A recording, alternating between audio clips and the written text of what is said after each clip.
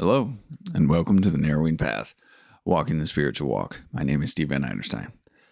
Thank you for joining me as we go through and we read the 5th chapter from the book Byways of Blessedness by James Allen. It's been a revealing couple of readings from this. We're on the 6th installment, I believe, or let me check real quick.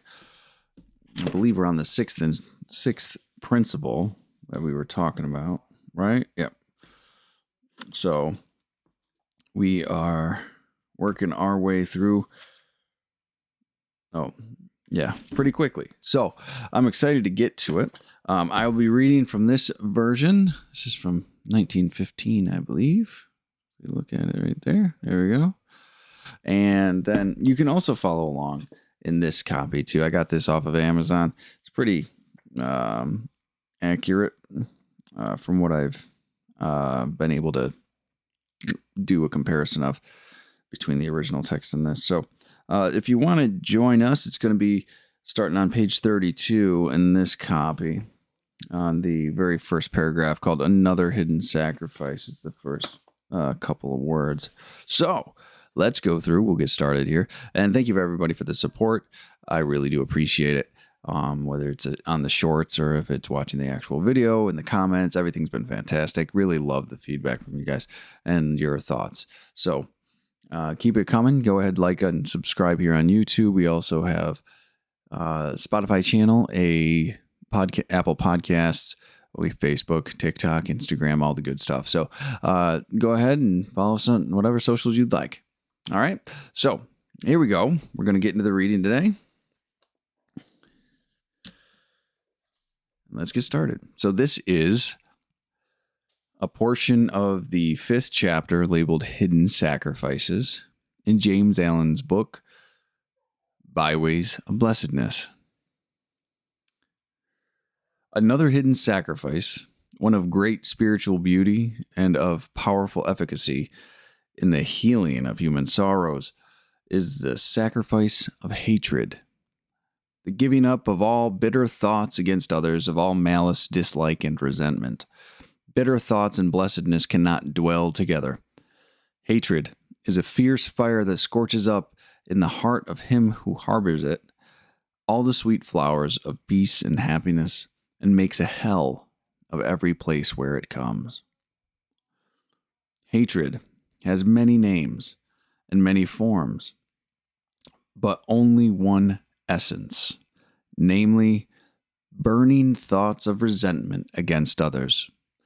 It is sometimes, by its blind votaries, called by the name of religion, causing them to attack, slander, and persecute each other because they will not accept each other's views of life and death, thus filling the world with miseries and tears. All resentment, dislike, ill thinking, and ill speaking of others is hatred, and where there is hatred, there is always unhappiness. No one has conquered hatred while thoughts of resentment towards others spring up in his mind. This sacrifice is not complete until a man can think kindly of those who try to do him wrong. Yet it must be made before true blessedness can be realized and known. Beyond the hard, cruel, steely gates of hatred waits the divine angel of love, ready to reveal herself to him who will subdue and sacrifice his hateful thoughts and conduct him to his peace. Whatever others may say of you, whatever they may do to you, never take offense. Do not return hatred with hatred. If another hates you, perhaps you have consciously or unconsciously failed somewhere in your conduct, or there may be some misunderstanding which the exercise of a little gentleness and reason may remove. But, under all circumstances, Father, forgive them, is infinitely better, sweeter, and nobler than I will have nothing more to do with them. Hatred is so small and poor, so blind and wretched. Love is so great and rich, so far-seeing and blissful. The highest culture is to speak no ill. The best reformer is the man whose eyes are quick to see all beauty and all worth, and by his own discreet, well-ordered life alone reproves the erring. Sacrifice all hatred, slay it upon the holy altar of devotion to others. Think no more of any injury to your own petty self, but see to it that henceforth you injure and wound no other. Open the floodgates of your heart for the inpouring of that sweet, great, beautiful love which embraces all with strong yet tender thoughts of protection and peace, leaving not one, nay, not even he who hates or despises or slanders you, out in the cold. Well, that's a tall order for many people. And there's so much hatred that's going around today that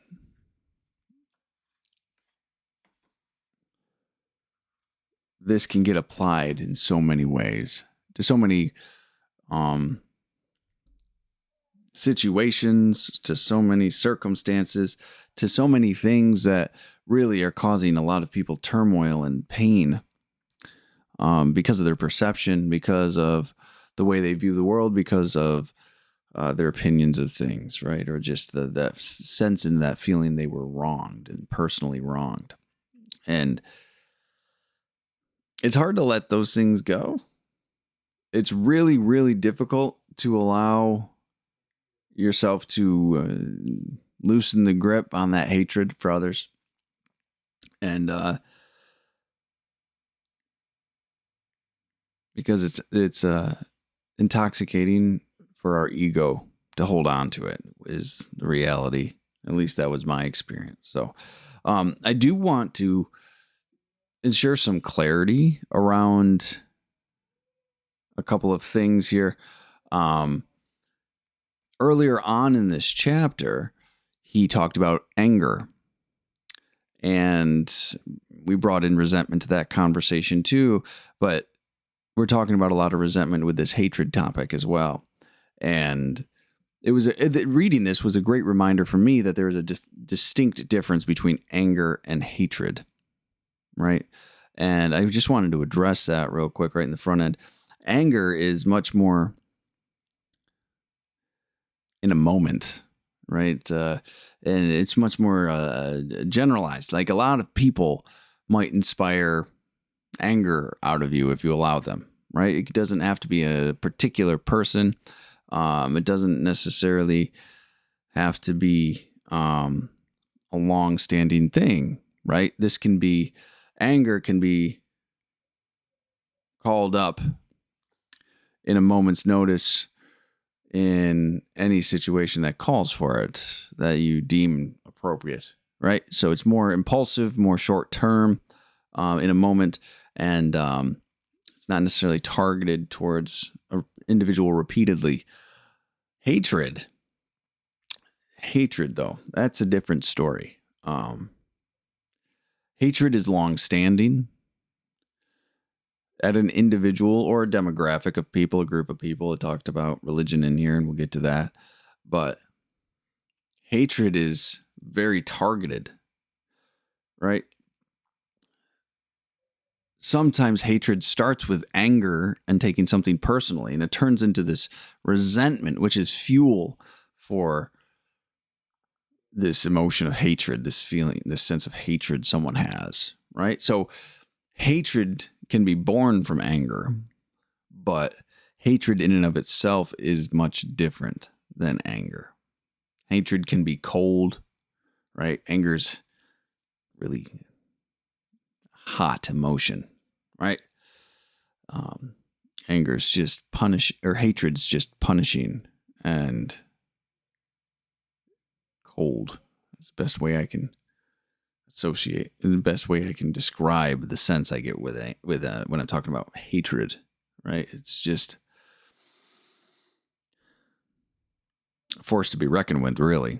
So, very different things, though resentment is associated with both of them. Anger, resentment is born out of anger. Sometimes you have a resentment at one group of people and someone does something to remind you of that person or this, that, the other. So resentment can play into anger, but resentment can also is more definitionally associated with hatred, right? Because resentment, refeeling something, right? So to resent it,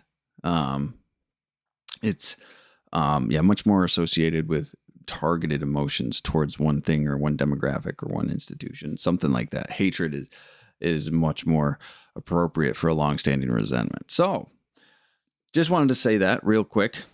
And so let's go ahead and we'll get into this. Right at the beginning, it talks about the strength that this sacrifice, this hidden sacrifice holds, right? He says, another hidden sacrifice, one of great spiritual beauty and of powerful efficacy. So it's extremely efficient in the healing of human sorrows. All right. So that's a draw in right there. The healing of human sorrows, right? This is very effective and efficient at healing human sorrows, right? This hidden sacrifice. So, of course, interest is piqued because I'm selfish and I want to know how it's going to help me, right? That's how he always introduces these things. He almost plays to our selfishness in these hidden sacrifices, because James Allen knows you can't do these things specifically for the reward you feel like you're going to get from them, right? You can't do it solely because you think you're going to benefit directly from it, right? But that's how he hooks us in, right? That people do that with recovery all the time, right? They sell us recovery as a benefit to us, but what ends up happening is recovery is the biggest benefit to those around us and those that love us and those that we love, right? So it's much different than we even realize it is. But sometimes you got to set a hook, I guess. And one of great spiritual beauty and of powerful efficacy in the healing of human sorrows, is the sacrifice of hatred. Now, when you hear that, you think, well, of course, I don't want to hate anybody. Hatred isn't healthy, all of these things. But because none of us want to be associated with hating somebody, with hating a demographic, with hating a group of people or whatever it might be. No one wants that label. We like to minimize it or rationalize it or justify it. But it gives us a definition, which is important here. The sacrifice of hatred, the giving up, right, of all bitter thoughts against others, of all malice, so ill will, dislike, and resentment. So anybody you think about and you can't stand, he's categorizing that under hatred, right? Anybody you hope is suffering or hurting a little bit, he categorizes that under hatred. Anybody that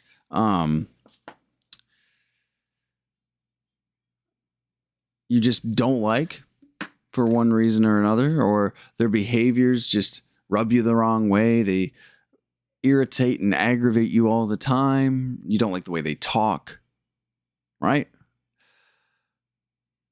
He categorizes that under hatred. Now, if that's the real working definition of hatred we're going to operate under here, I don't know about you, but there's been a lot of things that fell under this category of hatred, right? And we like to sit here and we'll fight it out on this. We'll say, well, I just have a preference, or it's just the way I am. I have some pet peeves. I have just certain things irritate and annoy me. I can't stand it, right? I can't stand being around these types of people or people to do this, right? Well, that's all under these negative emotions are all classified under hatred, right? These negative emotions are all things that we need to take an honest look at, right? Because it's us thinking about us, right? I can't stand when others, right? Or these things bother me, or this group of people irritate me. This group of people goes against my beliefs. So I'm going to hate them. I'm going to dislike them. I'm going to have malice towards them. Right? So that's a much broader definition of hatred than I was functioning under previously. It really made me second guess a lot of the things that I would just call preferences or something everyone had. Well, they might be things everyone has, right? Everyone might have pet peeves, but everyone's being hateful as well, right? That was a hard thing for me to accept. I've come to believe that now. It's condemning. It's judgmental. It makes me feel better about myself because I don't act that way, right? It puts me at the center of the universe when I'm being this way, judgmental or disliking me, feeling, putting my opinion or preferences above someone else, right? That's pretty selfish. It's pretty self-centered. So, just to reread it, the giving up of all bitter thoughts against others, of all malice, dislike, and resentment. And then he gives a very blunt, straightforward statement. Bitter thoughts and blessedness cannot dwell together. So if you are trying to have a more peaceful life, a more blessed life, a more serene, calm life, right? You can't have bitterness. That's an energy you cannot bring into your life anymore. That's something you need to let go of. You need to release if you want to have those things. If you want to have this peace, serenity, this consistency and calmness of life, right? This freedom, right? Because hatred just changes us down to these old beliefs that cause us misery, right? If you want to have some freedom from that stuff, you have to let go of all these bitter thoughts, this wishing of ill will towards other people, right? There's a lot involved with that. We don't want to think about letting those things go because they serve us in some way. Like I said, they feed our ego most of the time. But it's really hard to even consider letting them go. Then he also tells us why. Not only because of the potential rewards we can get from doing it, but this is what hatred does to us, right? Hatred is a fierce fire that scorches up in the heart of him who harbors it all the sweet flowers of peace and happiness, and makes a hell of every place where it comes. Hatred is just destructive. It is all-consuming. That last line there, and makes a hell of every place it comes. It destroys every living thing, every vibrant, loving, kind, joyful, positive thing about a person is sacrificed to this hatred, this feeling of an emotion of hatred, right? That's what it does. It consumes you. Resentment will consume a person. I know people whose entire personality is based around one resentment. Now, how sad is that? You let one person out of anger and bitterness shape your entire worldview? You will give them that power over you? You will let them dictate your life for the rest of your life because one person did some terrible thing to you.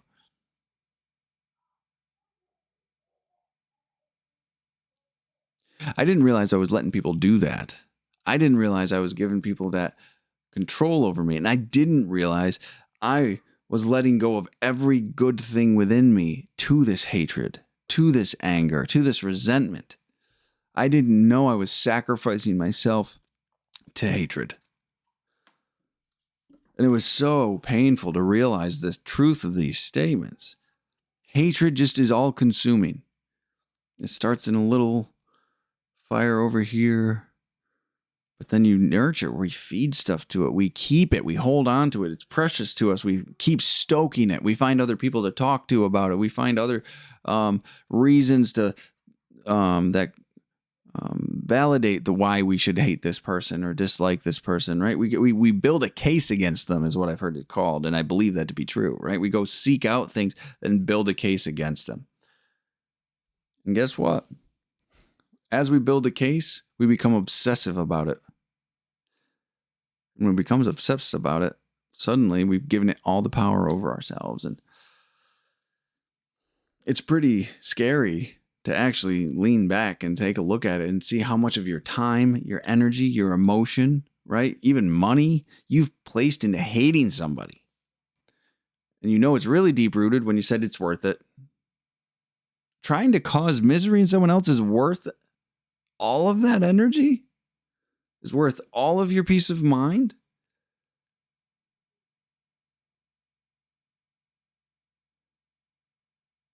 Is your serenity, do you value your serenity so cheaply to spend it at the cost of someone else's suffering? Do you want to validate your ego so badly that you'll harm other people?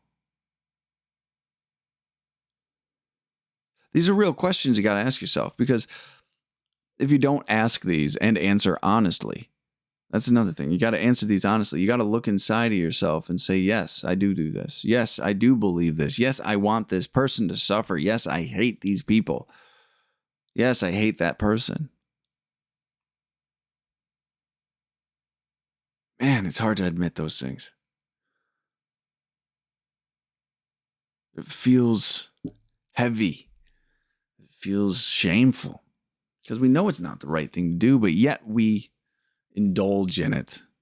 We swim in it. But it destroys us. It's all consuming. It consumes all sweet flowers of peace and happiness. And then we blame the other person for it.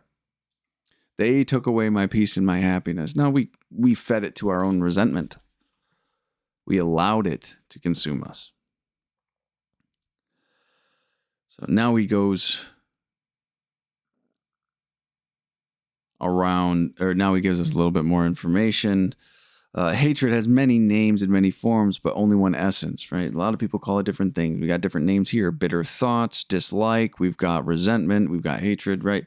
But the essence is the same. So what comprises the emotion, whatever you want to label it, is burning thoughts of resentment against others, right? So if you think of anybody in any way, or anything in any way, this can be towards institutions as well. I know a lot of people that have had resentment towards God too, right? So this is not limited to just the bully you had in 7th grade. This is something that we can hate and resent many things. But you can tell if this applies to you if you have bitter thoughts towards them, burning thoughts of resentment against others, right? It's that smoldering inside you, right? It's that calculated wish of just harm to come to somebody else or something else, right? We do it more often than we'd like to. At least I know I did. And I still do once in a while, which I'm working on. I'm doing my best at it. So it's sometimes by its blind votaries called by the name of religion. Now, this is, when I first read this, I was like, oh, there's a touchy subject to touch on for this too, right? But it is sometimes by its blind votaries called by the name of religion, causing them to attack, slander, persecute each other because they will not accept each other's views of life. Then I had to reread that very carefully, just for context. So it's saying those who blindly follow hatred will sometimes claim religious grounds for it to justify it to themselves. It's not saying religion is inherently hateful. I want to make sure I clarify that. He is not saying religion is a hateful thing. What he is saying is that hateful people will take religion to serve their own ends. They will take religion to embolden their own sense of hatred towards someone else and then justify it with any type of religious text that they can or that they have available to them and manipulate it and present it in a false way, potentially. Because they serve hatred. They don't serve God. They serve their own sense of hatred and malice. And that is such a dangerous thing because you're weaponizing something that should not be weaponized. You're weaponizing religion and ideology for your own for the validation of your own egotistical hatred, for your own egotistical perception, right? So it's something that's scary, but it does happen. It happens more often than we think. In many different denominations and different types of religion and many different practices in spirituality too, right? There's condemnation all over the place when it comes to spirituality that this is wrong or that is wrong and that I'm right and you're doing it wrong and you're killing people and you're doing this. For something that people claim to be so profoundly amazed by how to say this.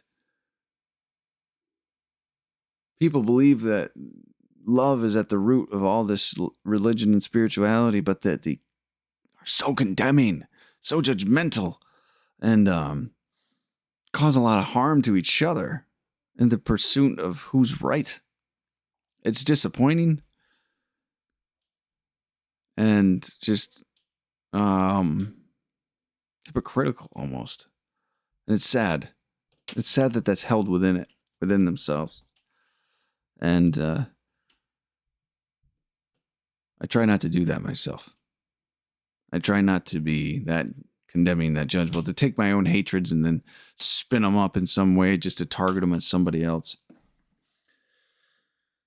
So, but these blind votaries, these people blindly following hatred, sometimes called the name, it is sometimes by blind votaries called by the name of religion, right? People cloak it in a religious context, causing them to attack, slander, and persecute each other because they will not accept each other's views of life and death, thus filling the earth with misery and tears, right?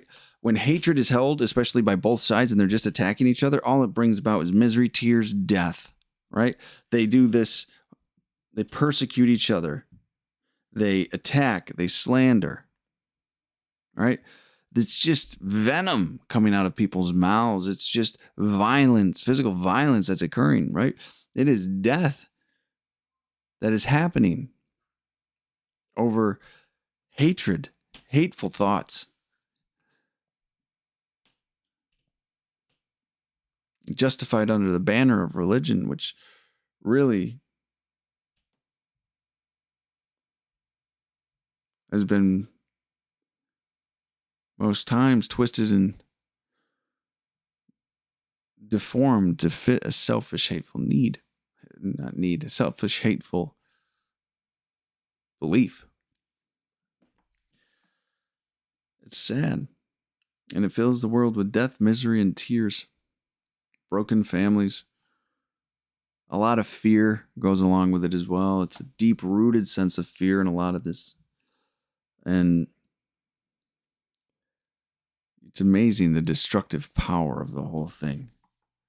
It destroys so many. It destroys nations. It destroys families. It destroys countries, governments.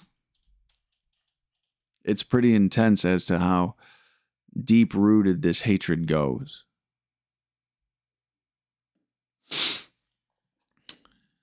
All right. All resentment, dislike, ill thinking, and ill speaking of others is hatred. And where there's hatred, there is always unhappiness. So he's again, giving us some straightforward information. I always say this. I appreciate James Allen because it's not, he doesn't leave much room for manipulation of his words. He doesn't leave much room for any inference needed, right? He spells it out pretty plainly and bluntly at times. All resentment, dislike, ill thinking, and ill speaking. So technically, I was just hateful towards people that are hateful. I got to work on that. Here we are, growing together. But ill thinking and ill speaking of others is unhappy, is hatred. And where there's hatred, there's always unhappiness. You can never be happy. Happiness and joy and contentment with the world, and contentment, do not come from our manipulation of the world. They come from living well in the world. They come from living differently in the world in the way that God would have us live, right? Not serving ourselves, but serving God and others. And so when you're hateful, when you dislike things and it's constantly on your mind and you're resentful, all you're thinking about is you. You're thinking about your opinions. You're thinking about how people did you wrong. You're thinking about why you're right, right? And negative impact other people have, whatever it might be. You're being hateful. There's no peace there. There's no happiness there. It's judgment and condemnation. It's trying to win an ego battle with most of the time people that don't even know you're battling with them. It's kind of amazing what we'll do and put ourselves through. So, he didn't mince any words. Any resentment, dislike, ill thinking, and ill speaking of others is hatred. And where there's hatred, always unhappiness. So if you want to talk badly about others, if you want to think negative, bitter thoughts about others, if you want to resent other people, if you want to dislike people, you're just not going to be happy. Come to terms with that. I believe that's true. I believe that. No one has ever conquered hatred while thoughts of resentment towards others spring up in his mind. This sacrifice is not complete until a man can think kindly of those who try to do him wrong. So he's given us a kind of a inventory to do, or a indicator, right? So you have to conquer hatred, right? You can't do it if these thoughts of resentment are popping up. So this sacrifice is not complete until a man can think kindly of those who died and do him wrong. So when you've gotten to a point where you find or you observe someone or experience someone intentionally trying to do you wrong, and you can still think of them kindly and lovingly and be forgiving towards them. It's not take it in, brood on it, curse them for a while, go recruit other people to co-sign your crap, and then get over it. If you can immediately go to that place of kindliness for them, right? Even though they're intentionally doing you wrong, you've made progress, right? That's what he's saying here is this is a gauge of how far you've come with letting this go, how far you've come with sacrificing hatred, right? And if you can do that, if you can go quickly as humanly possible to thinking of them as kindly, guess what? There's so much freedom in there. There's so much peace in that. And actually, you can be of genuine service to God and others, including the person that's trying to intentionally do you wrong. It allows you to get yourself out of the way. Right? Yet it must be made, the sacrifice of hatred must be made before true blessedness can be realized and known. Okay? Pretty straightforward again. If you have hatred in your heart, dislike, resentment, bitter thoughts, ill words in your heart, you have to sacrifice those. You have to let them go. You have to sacrifice the perceived benefit you get from practicing that hatred before you can get true blessedness and realize it and know that blessedness. Beyond the hard, cruel, steely gates of hatred waits the divine angel of love, ready to reveal herself to him who would subdue and sacrifice his hateful thoughts and conduct him to his peace. Right? This is he is directly saying, until you sacrifice hatred, you cannot fully embrace love. Hatred will always block out love. They cannot be in the same place. They cannot coexist. He says that repeatedly in here, but this one is very, very direct, in my opinion. Until you sacrifice hatred, the angel of love cannot come in to your life and show you this path to peace. Right? Hatred will always get in the way of this. Just remember that. If you want any sort of love in your life and peace in your life, you have to let go of hatred. You have to sacrifice it. And then it's just waiting for you. And that's another thing too. It's not like, well, I hope it comes. Like peace and love and serenity is just waiting for you on the other side of your own ego. On the other side of your own personal biases. On the other side of your own hatred. It's just waiting there for you. It's not an if, and, or but. It's always there. But we just got to get out of the way. That's the biggest thing we got to do is get out of the way. Stop being so condemning of others. Sometimes including yourself. So, what I like this. This kind of brings me back to another piece of spiritual literature that I read. Whatever others may say of you, whatever, he says, not specific things, little things. He says, whatever others may say of you, whatever they may do to you, never take offense. Whatever they say, whatever they do, never take it personally, right? Never take offense. Now, this reminds me, I don't know if anyone's read The Four Agreements by Don Miguel Ruiz, I believe it is. But he says never take anything personally. It's one of his four principles, or one of his four agreements. I think it's the second one. It's be impeccable with your word. Don't take anything personally. Never make assumptions, and always do your best. That's the four agreements, and of that book anyway. Those four principles, and he's referencing it right here. He talks about it right there. Do not take offense. Don't take it personally. Right? Because it's not about you. If you make a decision based on hatred that affects somebody else, guess what? You made the decision to do that. It's not their fault. You're responsible for your actions, just like everyone else is responsible for their actions. So if someone does something hateful to me or says something slanderous of me, I'm not going to take it personally. They have hate in their heart for me or someone I remind them of.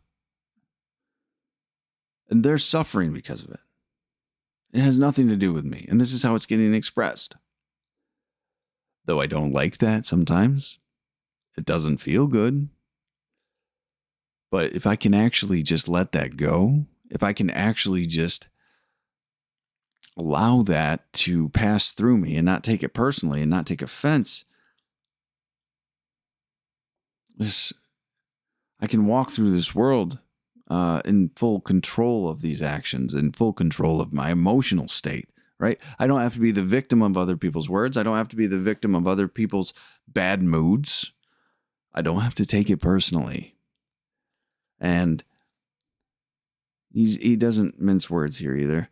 It's never right to take it personally. He says here, do not return hatred with hatred. If another hates you, perhaps, actually, I'm going to pause there. Do not return hatred with hatred. It's never appropriate to hate someone else back. All you're doing is getting in an argument with people. All you're doing is starting a feud or a war that will not serve you.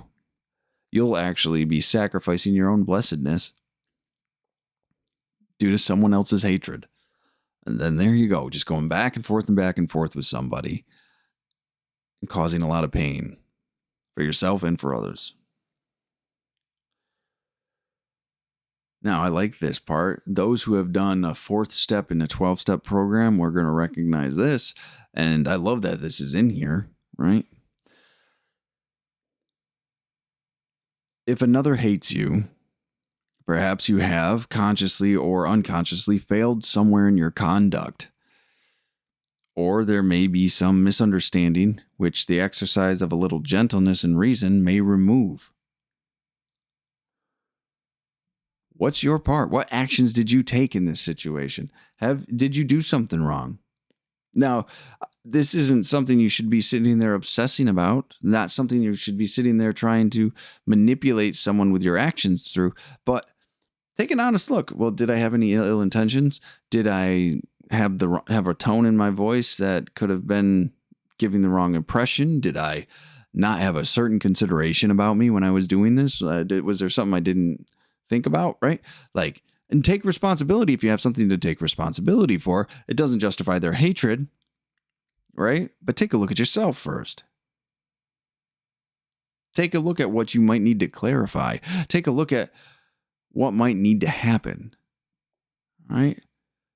And then he says, but under all circumstances, Father, forgive them is infinitely better, sweeter, and nobler than I will have nothing more to do with them. So he's saying, regardless of you having any fault or not, even if you are completely not at fault, actually, being loving and forgiving is always the way to go. Because if not, and you hold on to that resentment, if you hold on to this bitterness and this sense of rejection and separation, and I will have no more to do with them, gosh, it gives them so much power over you. It gives them so much strength and control over you as well.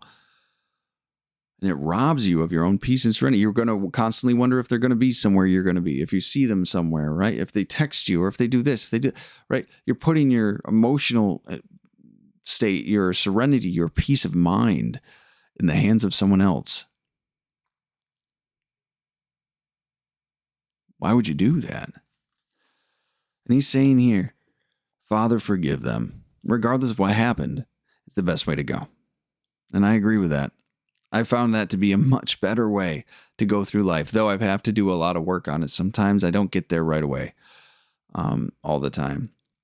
And honestly, just for transparency, I was reading this again to do this podcast and do this section. And I read that and I was like, there's some people I still have to say, Father, forgive them, and get my own ego out of the way. Sometimes I carry these things and I don't even realize it. And then I read something like this and I'm like, gosh, I've got to let that stuff go. I've actually got an amends I need to make because of this, I believe.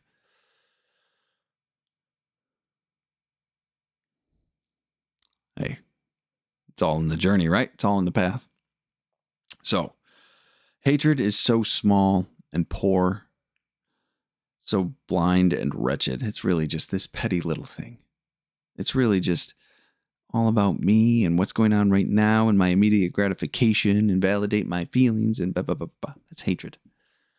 Love is so great and rich and far-seeing and blissful. The perspective you get from operating from love is just so much different than the one you have when you're functioning from a place of hatred and anger, hatred and resentment. Love is so great and so rich, so far-seeing and blissful. I love that. And now, the little poem that's in here, I wish it was marked as to who it was, but since it's not marked, I'm going to guess it's James Allen's work. He did write poetry as well. But the highest culture is to speak no ill. The best reformer is the man whose eyes are quick to see to see all beauty and all worth, and by his own discreet, well-ordered life alone reproves the erring. Right? So I love how he says that's the highest culture, to speak no ill and to find beauty in everything. Right? It gets you out of the way. And just the way you live and conduct yourself when you actually function that way will disprove anybody else's theory. Which I think is amazing. Right? Live this way and people will learn from your example much more than you will ever be able to influence with a conversation or a confrontation.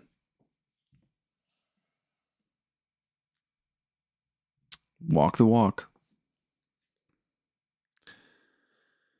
Now, the last paragraph here. Sacrifice all hatred. Slay it upon the holy altar of devotion. Devotion to others. Again, we're talking about service. Sacrifice all hatred on the holy altar of devotion to others. Right? To be of service to others. Think no more of any injury of your own petty self, but see to it that henceforth you injure and wound no other. Don't think about your own, who's wronged you, who's slighted you, right? But just make sure you don't injure and harm anyone else. Make sure you're being kind and loving and forgiving to those around you. Make sure you're practicing compassion and understanding and empathy to all those you come in contact with. When you practice that instead, of focusing on your own, the things that may have happened to you, what does he call them? A petty injury to your own petty self. You're just thinking about you and you're just digging that wound deeper. Think about not harming anyone else and being loving and kind towards others. Open the floodgates of your heart for the inpouring of the sweet, great, and beautiful love, which embraces all with strong yet tender thoughts of protection and peace. Again, let the hatred out so the love can come in. He's saying it again. And this love embraces all with strong yet tender thoughts of protection and peace. Right? Everybody. Absolutely everybody. Not just the ones you like, not just the ones that haven't pissed you off, not just the ones that have the same religion as you, not just the ones that you approve of, but everybody of protection and peace, leaving not a single one, nay, not even he who hates, despises, or slanders you, out in the cold. Love your enemy as yourself.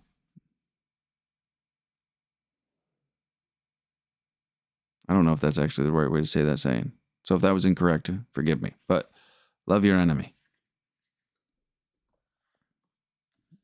Regardless of what damage they've caused you, regardless of what they say about you, the harm that they intentionally inflicted. Love your enemy.